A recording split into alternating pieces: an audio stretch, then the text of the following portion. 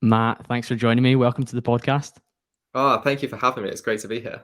Yeah, I always love the chats that I have with guests beforehand, and sometimes I wish I hit record earlier, Matt, because we were just in full flow there. But we decided, right, we need to get this episode underway. We both got busy diaries. Let's get cracking.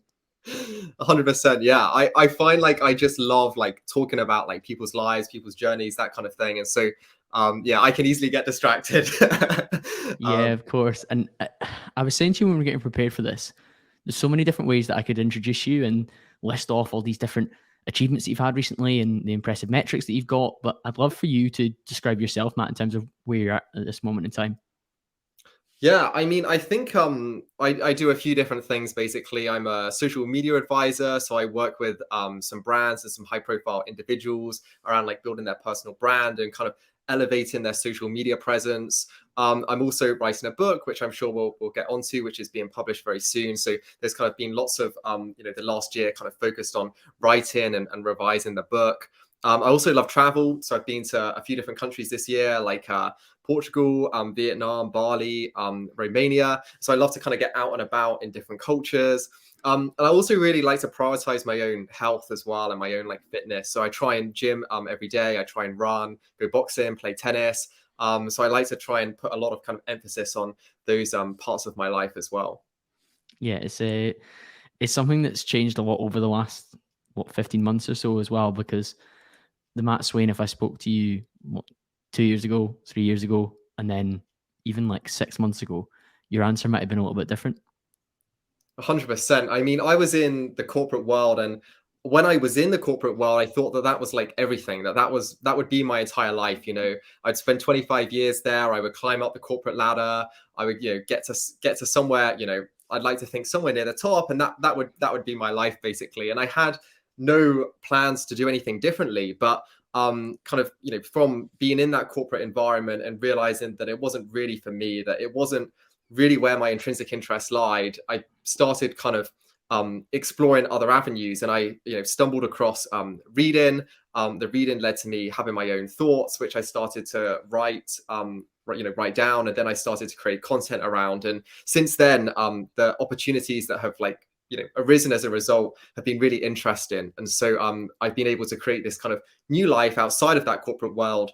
I like to think doing what I really really love basically, which has been really cool.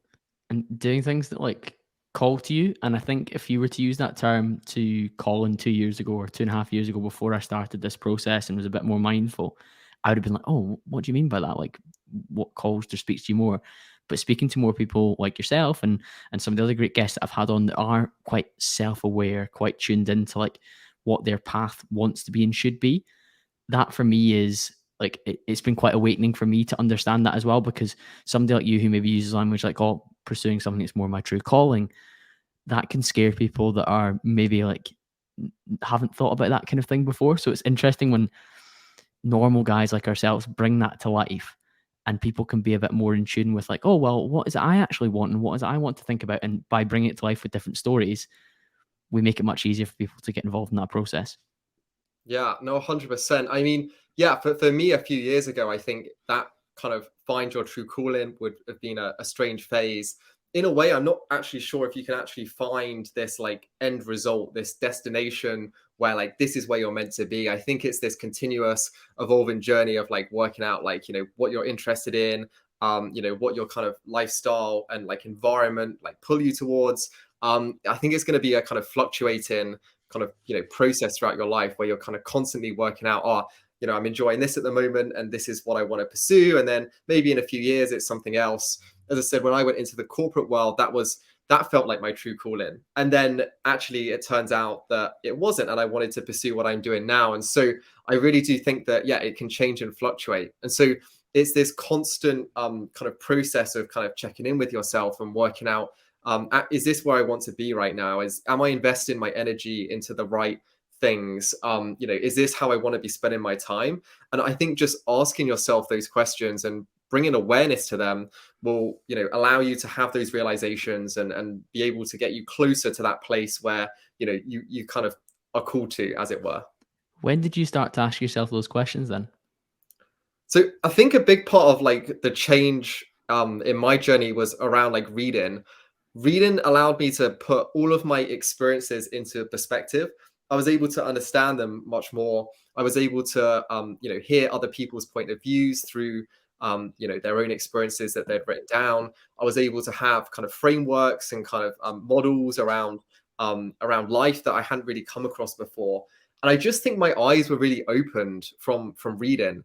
And so that's been, I think, pivotal to my overall journey. And I think that the reading was a catalyst for then, a lot more kind of, self-reflection and journaling and much more kind of focus and emphasis around asking myself those kind of questions, because, they were key topics in the kind of books that I was reading.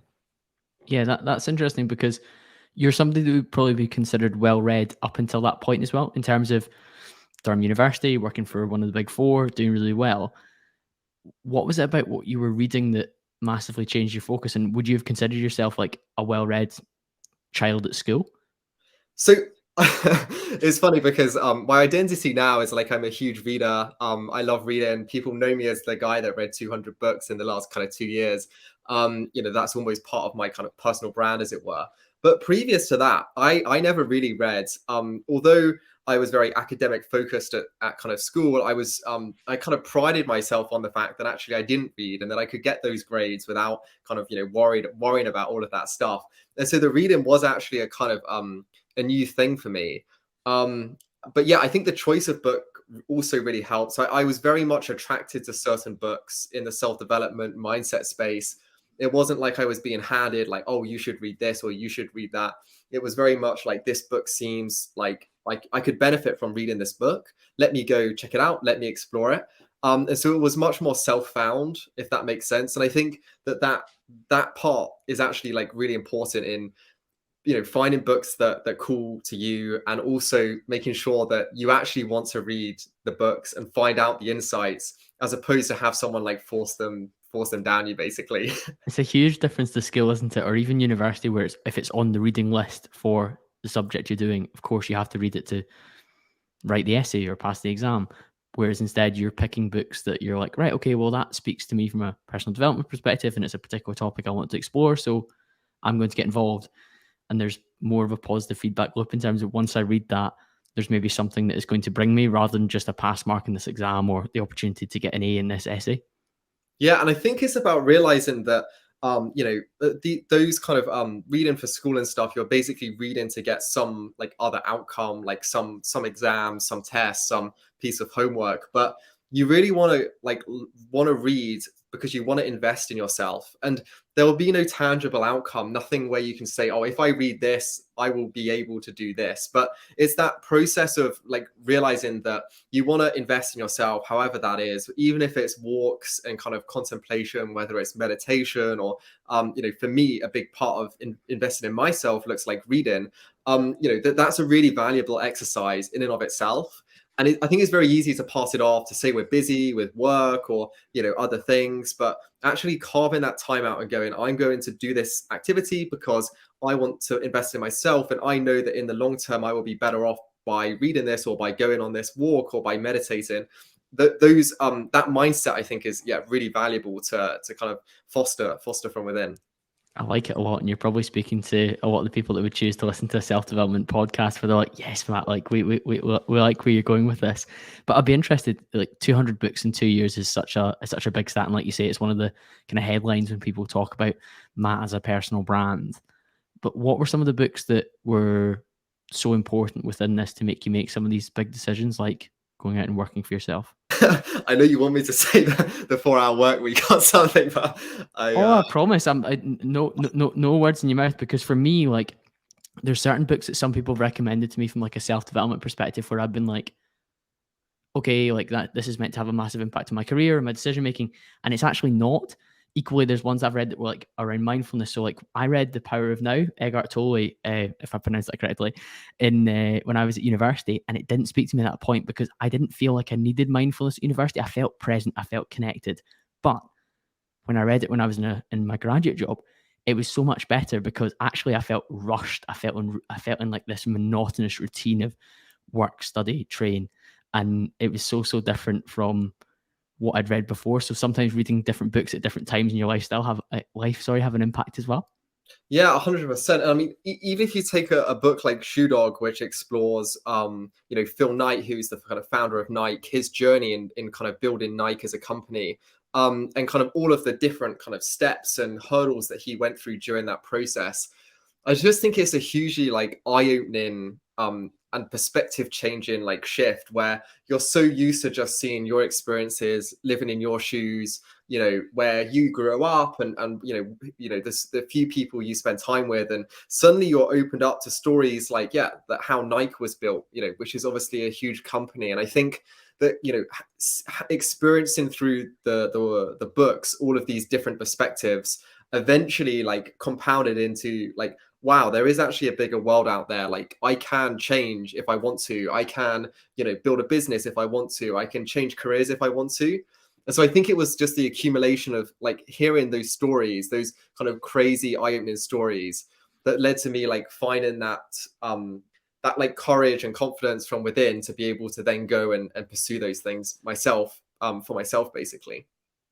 I actually sometimes like when there's not a specific one book recommendation, because it's like you say, it's a cumulative action in terms of this volume of reading and self development started to tick things over my head rather than one specific moment or one specific page or chapter or section where I was like, okay, now I need to go and leave this job. It was actually a cumulative effect where it started to push down in terms of its weight or pull you, I think is the phrase that you would use. Yeah, 100%. I mean, when I sit here and like think back over the last like 2 years and all the books, I know that reading has been one of the most influential, parts of my kind of, change, in the sense that, having more self-awareness and being able to create this new life, which has a lot more intention and where I'm pursuing my kind of intrinsic interests. But there's nothing like that particularly stands out to me within the books that I read. But I know that that's where the impact lies within those pages, just over time, that those lessons around mindset, those, all of that advice eventually builds up into what it is now. And I've kind of just absorbed it and just like soaked it all up basically. And it's almost part of me now, if that makes sense. It's almost not like a page in the book from a year ago. It's actually now like, oh, this is now a lesson that I now act and incorporate into my own life. Yeah, no, I can completely see it from that perspective. And I guess with the pivots that you've made, do you have any particular like processes or frameworks that you like were thinking about when it was coming to make these larger decisions, like leaving a job, which by many people's standards and maybe our parents' generation, they'd be like, that's very safe and settled and we can see your trajectory. Yeah, I mean, yeah, I feel like I lean towards taking bigger risks, and it's just something that I try and I think I did subconsciously around when I was making a couple of those decisions, but now I'm much more intentional about I actually want to be more risk taking than the average person. And so if there's a decision between a safer option and a more riskier option, it's now like a mental model where I go, I should take the riskier option because there's more growth involved. It's more uncomfortable. I'm going to be better off in the long term. And also, it's going to make life exciting, right? Like, I know what the safe option is going to be like. And so, I can, there's nothing new or interesting there. And so, why not just take the different, take the different option, take the riskier option? And so, I definitely try and lean towards like, taking that more risky option, but also like realizing that other people will try and guide and direct your life. They'll try and convince you that they've got your best intentions at heart. They'll try and tell you rationally why it's better for you to stay in your lane or for you to not do that thing.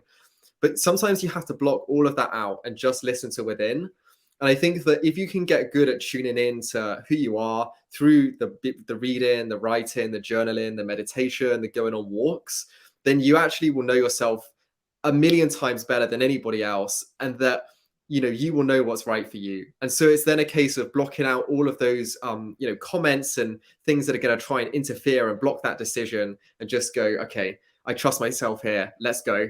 And that kind of ability is a real superpower, because suddenly you don't care about like other people's opinions in the same way, and suddenly you have much more confidence in yourself and where you can go and what you can do with your life.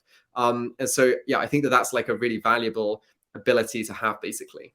Did you find there was pushback on these decisions that you were making? 100%. I mean, even to this day, there's always pushback with what I'm doing.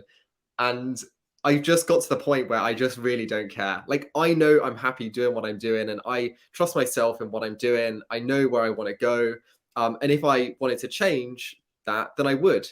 And I've just realized that, I am the only one that has control over my life.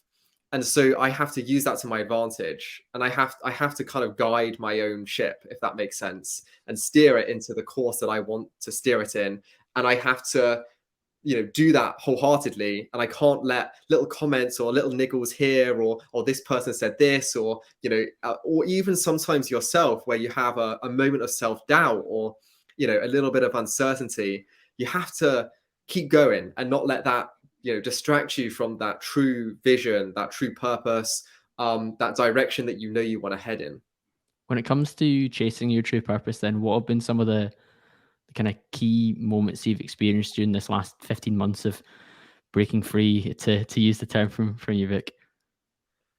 Yeah, I mean, I guess it's just realizing that, like, one of the things that I value most is kind of control and autonomy over my days and over my life. And so for me, that what comes first is to have that freedom to be able to do what I want, really. And whether that involves going to the gym, or whether that involves spending time with a client, that's like my choice, basically. And being able to reclaim, like, a lot of those choices have always belonged to somebody else, where you have to turn up at a certain place at a certain time and do a certain job. There's no real control. And so for me, reclaiming a lot of that has been, like, vital in terms of my journey in breaking free. And also things like traveling and seeing new places and being a part of new cultures.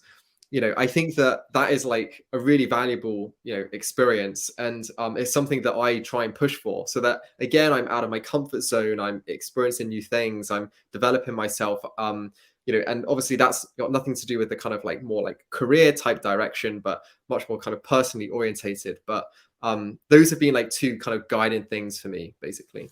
Yeah, that and leaning into risk. You seem to be more aligned to that than ever before. So I think it's interesting. Like, if something scares you, you're more likely to pursue it now than, like, throughout the rest of your life. Which it's a, like you say, as a mental model, that as a decision making process could be quite frightening for a lot of people. But your last little period has probably underlined why that can be massively beneficial too. Yeah, like, lots of people, they come up to me and they want some advice, and they say that they talk to me about, like, oh, I'm scared, this seems like quite a risky decision that I want to make in my own in their own lives. How can I make it less risky? And I say, well, you're viewing risk here as a bad thing. Like, what if it's a good thing? What if actually taking that risk, like the fact that you've got that risky option, that's actually is a good thing. And it completely changes people's perspectives when you actually go, well, maybe risk is a good thing, because you're constantly told to shy away from it and everything else. And obviously it goes back to, like, evolution times, that if you're kind of fighting a tiger, you kind of don't want to take that risk. You want to run away. But in the modern world, it makes no sense to take that less risky option.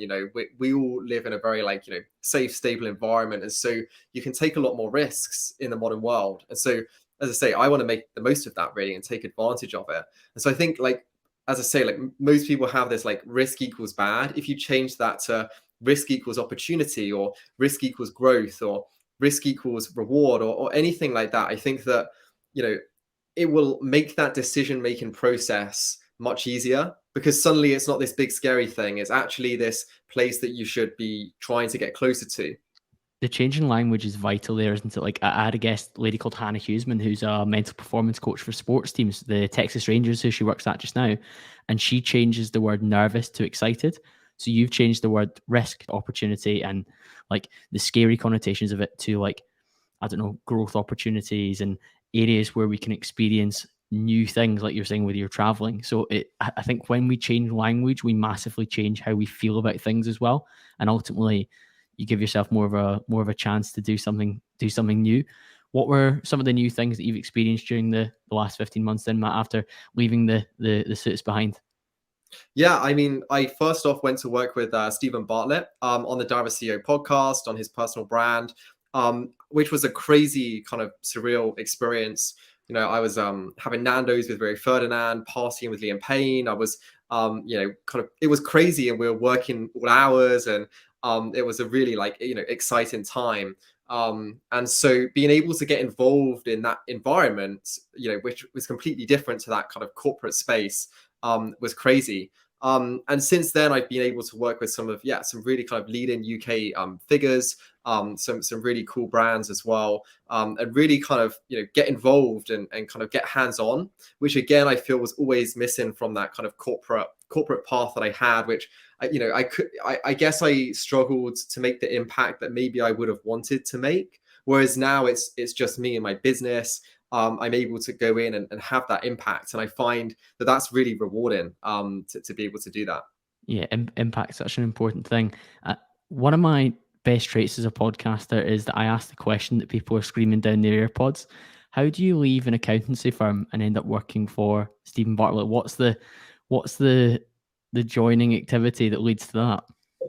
Yeah, so it was kind of crazy, and to a lot of people it looks like an almost overnight type shift, but it actually been in the works for a long time, because I was doing this reading, as I was mentioning, and kind of having these thoughts that I was creating content around. And so I was just there kind of creating content that I really resonated with, that that I wanted to share with the world, around the books that I was reading, the thoughts, etc.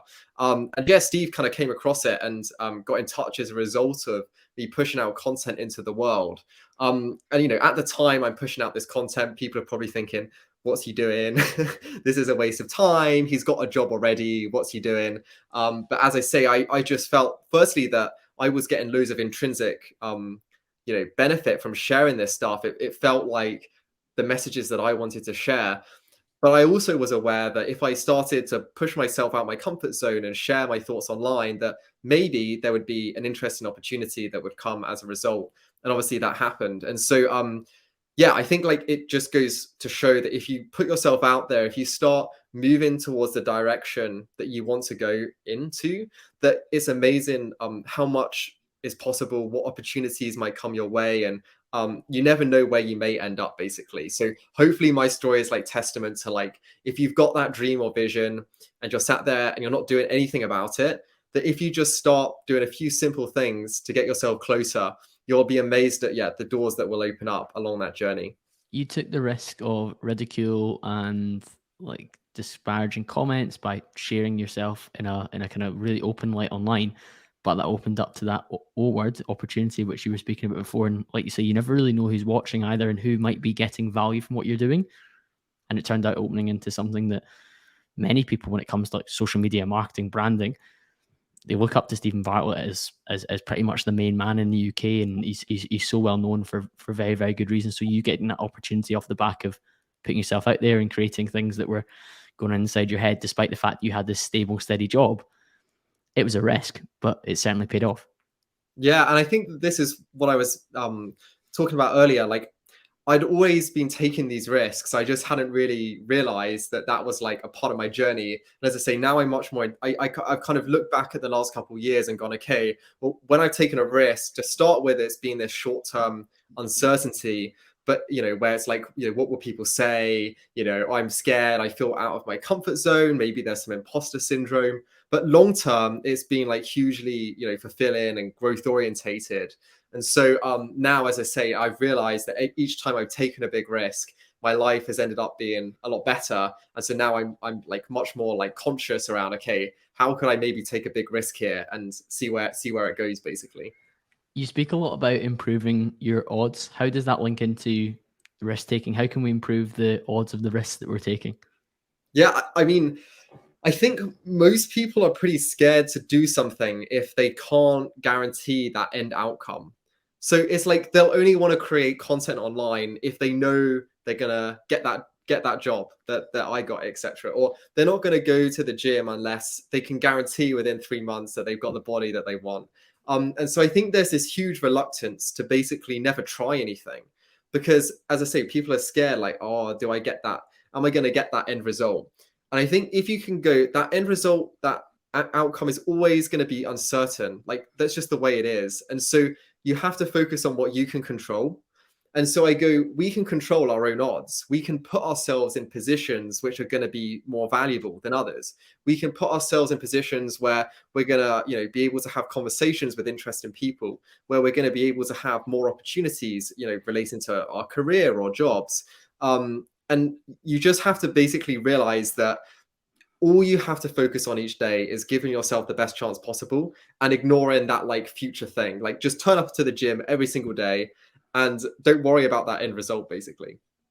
And so Yeah. I think with my creating content there and then Steve seeing it, I was never creating content with I never knew what could happen. I just thought, if I do this, I think I will open myself up to something interesting. And it obviously happened. And so I try and take that mentality into everything that I'm doing now as well. And I'm realizing that, when you take back that control, it feels so much more empowering and fulfilling. And suddenly you have a lot of freedom, which I feel like maybe wouldn't be there before. No, certainly. I think you created freedom for yourself by taking these risks, by putting yourself out there relentlessly to an extent, and opened up to things which really matter to you, and enabled you to live a life that, like you say, has a lot more freedom in it, has a lot more choice, and you're doing things that you're like really pleased that you're doing as well, which is like vitally important as well. One of the kind of leading pieces of content that I've seen from you, Matt, and there's been lots over the last little while on LinkedIn, was you grabbed the attention of a brand that many of the audience will know. Now, we've talked about Stephen Bartlett, but we're going to talk about Gymshark now. How did you get the attention of what many people would hold up as the number one fitness brand? Yeah. So again, it was through content, which I guess working in social media and always kind of like loving the kind of content space feels kind of like natural. And I actually think it's a great way to, if you can use content to create opportunities and create, things, I find that that's like a great way to do it. But I essentially called Gymshark out on LinkedIn one day. I said, Gymshark, I want to make a deal with you. I said, if this post gets 5,000 likes, I'd love to come to Gymshark HQ. And part of that post had a few images of me and a cuddly a cuddly shark toy that I'd named Jim for the stunt. And I had a few pictures with him in the gym. I was doing some bench presses with him, had him on the exercise bike, and it just went crazy. I mean, the post got like 5,000 likes within 3 hours or something like that. It ended up across all of my Gymshark posts, ended up having like 1.5 million impressions. And went to Gymshark HQ, and Ben Francis is telling me how much he liked the idea. He said, "Oh, we should have more Jim the Sharks in the world." And so it was this really crazy thing that happened from A, content, B, taking risks, and C, again, just trying it. Like I never knew that it would have worked, but I just gave myself the best chance possible. And as I say, I think that hopefully that's like a great example of everything we've talked about in one thing, basically. But It brings it to life, doesn't it? And it, like you say, like you're not guaranteed to work. Like I've seen, like you create posts sometimes, like, oh, like if this gets X number of likes, then this will happen. It's not a guaranteed thing. Like sometimes it doesn't take off in the same way, but you created it and created that one really well, and it just registered with the audience in a different way. And they were like, "We're going to get behind this," and it reaches 5,000. And then Gymshark were like, they appreciated the level of thought behind it as well, which is important too, because the brand needs to resonate. It can't just be the people of LinkedIn double tapping and getting you what you need. The brand needs to be like, okay, this is legit. Yeah, 100%. It was so great to see Gymshark supporting it. I think they really value like original, different social media campaigns, and I wanted to have a go at my own, basically, which was almost like what inspired the stunt in the first place. And yeah, it was really cool to see like my community on LinkedIn and Gymshark's community all like support this post. Just one of those like crazy days, basically, where you're like, wow, this is pretty cool. Yeah, their content's so good. They're so well known. I like they've like changed their name on LinkedIn for particular days, or changed the name on their Instagram handle for particular days of the year when they're doing sales or whatever. And it's great to see how flexible they are. But for them to be like kind of the goats of the fitness social media world, and you to like crack the algorithm to get in front of them, must be validation for your skills, Matt.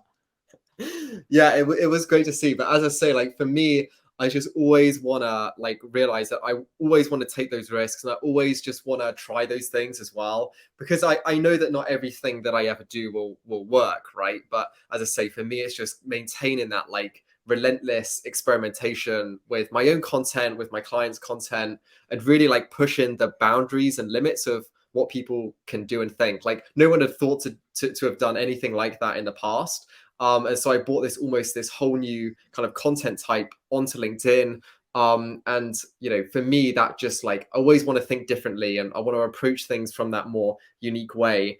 And so I think like having that Gymshark post work so well has given me that like recognition and kind of confidence that this is the way for me to go. This is like, and this is how I should continue to approach everything that I'm doing. Yeah, I like the uniqueness of it as well. How does it feel when those posts maybe don't work? Obviously, there's the elation of that Gymshark one coming off, but occasionally if you try something a little bit different and it doesn't work, like how does that make you feel and how do you come back from that? Yeah, I mean, I guess like the whole like nature of social media is very uncertain, right? And so as I say, sometimes it works, sometimes it doesn't. I'm just trying to always like trying to try things. I'm trying to always just take risks. And I think when you take those big risks, it is also realizing that it doesn't always work, but you always learn a huge amount for it. And so it's like, sure, that the post may not have gone viral, but actually I took away loads of useful lessons here. Or, this has made me realize that I can try things, and if it doesn't work, life still moves on, right? It's okay. And so there's still like huge value in that. But yeah, for me, I always realize that with everything that I'm doing, it's so fast paced. It's such a unique world, and I'm trying to play with fire in it in a way. And I just have to know that sometimes it will go wrong, but like I've just got to turn up the next day and keep pushing, because I've seen the benefits of taking those risks, of being different, of trying to create something way more unique. And so it's just something that I'm trying to embed within myself, basically, so that I can continue doing it going forwards. Yeah, I understand that entirely. And I suppose, like you say, like if it doesn't quite work out, you can learn. So maybe like you change the copy on it, or you use different images next time, or you create a different call to action, or all these different social media terms I've kind of learned through my kind of dabbling with it over the years. By putting something out there and it maybe not coming off, sometimes that can be the lesson you need to make sure that the next post is more likely to, or you improve the odds of it going viral, is to kind of use some of your terminology as well. Yeah, no, 100%. And I think it is just like always just taking it back to like what you can control, which is like that improving the odds, and not worrying about that like end result or outcome, because like, not just in the social media world, but if you try and live your life, trying to get certain things and trying to get that end result, I think it becomes very frustrating, because as I say, you realize that you can't. And so it's about like focusing, like taking back that control, focusing on what you can do, and kind of leaving the rest to, fate and life, basically. Yeah. Do you believe in fate, Matt? Yeah, 100%. I think I do too. But I think, like you say, you can stack the odds in your favor if you give yourself the best possible chance of success. In terms of like your reading and your passion for that, I know that's led to you actually writing your own book, and we've hinted at it throughout this conversation in terms of breaking free. By the time this podcast is released, it'll be available. What are the kind of main topics that you cover within that? Obviously, a lot about your own story, of course. Yeah, breaking free is all around escaping what society kind of tells you to do, and creating this life around what you actually want to do. And I like to think that my story is kind of testament to that, where I was following the blueprint, society's laid out path. I had everything that society told me I should want. I had a 30K car 5 days after my 18th birthday. I was traveling to New York on business to meet clients. I was making more money than anyone else I knew at my age. And so, I supposedly had it all, but it wasn't what I truly wanted. And so I had to go through this process of realizing that, and then, dealing with all of the resistance that comes with trying to change and trying to carve out this new path. And so, yeah, it essentially kind of walks through that journey, basically. But it kind of touches on all kinds of topics around like, childhood, and like there's these insistent messages on what do you want to be when you grow up, that we essentially play out for the rest of our lives. And I think that this like, what do you want to be when you grow up question is actually really dangerous, because firstly, it's like, mainly it's like you have to grow up and be somebody, which I find very, very odd. Like, what is wrong with us right now, if that makes sense? Like, why do we need to be somebody different? And it talks around like expectations, where again, like lots of people are growing up with really kind of like big expectations on them, and often that's going to trap them behind like what everyone else what those expectations are. It talks a lot about mental health. It talks a lot about the idea of success and what that idea looks like. It talks a lot about like traveling and like perspective changes that I experienced through like visiting India and even my time in New York and what I was feeling there. And so yeah, it's a real mix of topics, but all like embedded within this like journey, basically. Yeah, you mentioned expectations there. How do you manage your own expectations now? Because some of the things that you've done, like you say, working on Stephen Bartlett's podcast, helping with the personal brand of so many like leading UK figures and improving their social media presence, that's like that's huge, really, in the grand scheme of things. But how do you manage your expectations for kind of what you're going to do next? Like, how do you stay level? I don't know. I feel like I've not really thought about this before. I think I have quite high expectations on myself. And as much as like, throughout the, I think I've reduced the that kind of, I've loosened those expectations that are on me from other people. And this is kind of a lot of what I kind of go through and talk about in the book. But I still have quite high expectations of myself. And to a certain extent, I think that that's a good thing. Providing it's a nice healthy expectation. But really, I just like love what I do, and so I'm always just asking myself like, how can I do more of what I love? And so it never feels like I don't set really any goals or anything like that. Like even the way that the book came around, I really wanted to write a book. I felt like my life was trying to teach me a lesson. It was trying to give me some unconventional wisdom or some unusual truth. And I felt like the book was the perfect way to explore what that was. And so it came around from a very intrinsic place, if that makes sense. Like I didn't have it written down, oh, I want to write a book. Nobody told me I should write a book. It was very much like I feel this pull to like explore my journey within a book. And again, I think that a lot of the work I do now is, these opportunities come up and I, explore them, and then I decide whether I want to take them on based on, again, whether I feel that like pull, like whether I want to be involved in that project, whether I want to work with that person. And so yeah, I guess it's like that same principle. Yeah, definitely. I think if somebody told you to write a book, Matt, the way that you're aligned at the moment, I think you would probably push back, because you're trying to do things that aren't necessarily expected of you unless you expect them yourself. And that's a massive differential in terms of you internally speaking to yourself and saying, this is what I want to do. And then somebody being like, oh, Matt, like you're crushing it on LinkedIn, or you've read all these books. Why don't you write a book? I think you'd be like, oh, well, actually, I object to that because that's not come from me. Yeah. And, I even had the idea of the book way before I kind of fully got into the social media world. And so it's been, something that has felt like the right thing to do for a long time. And so it's so cool to finally kind of have it, in our hands, and to be able to kind of share it with the world, because it's been such a, I put so much into this book basically. So it's so good to be able to now share it and kind of see that finished product. You're a bit of an expert on social media, Matt, but social media can be such a massive distraction for us. How did you manage to stay focused to write like a book, which is such a massive challenge for us to stay in that deep workflow state where we're connected to the words that we're putting down on the paper? Like even some people will find it hard to write an email and work without maybe quickly checking social or dipping in and out of that. How did you find that process? Yeah, I mean, at the time I didn't really think about it, but now you say it, I go, yeah, I guess that was quite. I was quite happy with how I kind of focused on the book. I mean, I guess I approached it from more so like how can I move the book forward each week, basically, and I would go in and do bits of writing.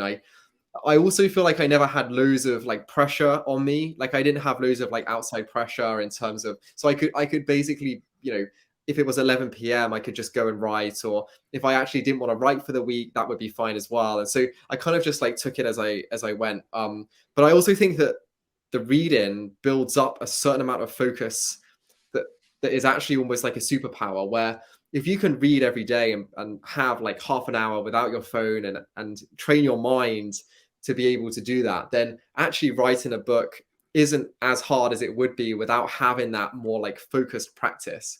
And maybe it isn't reading for some people. Maybe it's going on a walk, or I don't know, even just living their life but with their phone like locked away for half an hour. But building that focus up where that phone is away and you don't touch it, and you stay true to that, and you do that over a month, 2 months, whatever. I think that focus really starts to come back. And in the world today, I think that's a rare skill to be able to find.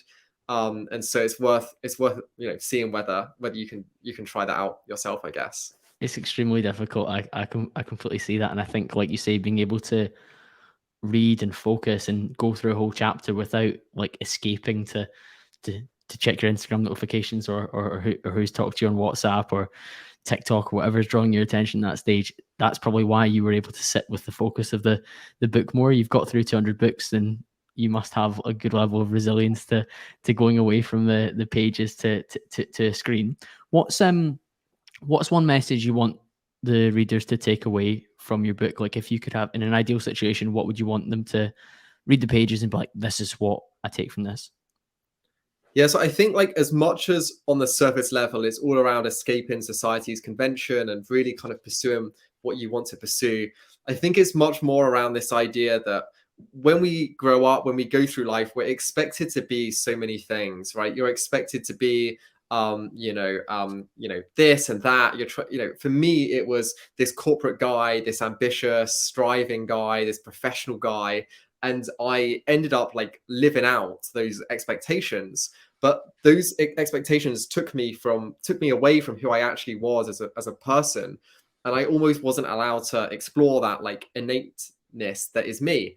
And so I hope that through reading the book, you can kind of realize that there is you want to tap into yourself. Basically, you want to become who you truly are, and that is going to be a continuous journey. That's going to be a long process. It's going to have its ups and downs, but I think that like the whole meaning of life is you want to get closer to who you truly are, basically. And the reason why the book's like called Breaking Free as opposed to Break Free is because I want to emphasize that it's a continuous journey, that you can never actually break free. You're just constantly breaking free, and getting closer to that true version of yourself. And I think that is in a way life's purpose.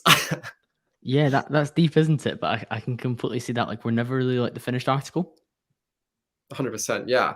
And if we were, it would be boring. So so I think we need to be constantly striving to become, like more self-aware, more more kind, more helpful in the world, etc.